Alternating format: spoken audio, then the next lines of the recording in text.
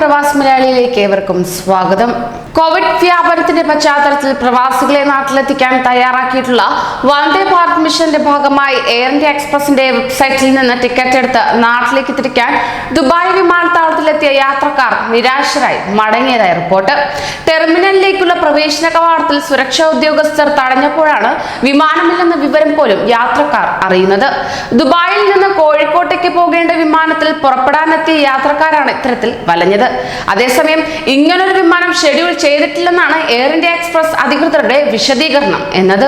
എന്നാൽ ഷെഡ്യൂൾ ചെയ്യാത്ത വിമാനത്തിന്റെ ടിക്കറ്റ് ഓൺലൈനിൽ ലഭ്യമായത് എങ്ങനെയെന്ന ചോദ്യം ബാക്കി നിൽക്കുന്നു. ശനിയാഴ്ച ഉച്ചയ്ക്ക് 12:10 13:44 എന്ന വിമാനത്തിൽ യാത്ര ചെയ്യാനാണ് യാത്രക്കാർ വിമാനത്താവളത്തിലെത്തിയത്. ഓൺലൈൻ വഴി ടിക്കറ്റ് വിൽപ്പന തുടങ്ങിയ ജൂൺ 28 രാത്രി തന്നെ ടിക്കറ്റ് എടുത്തവരായിരുന്നു ഇവരിൽ പലരും.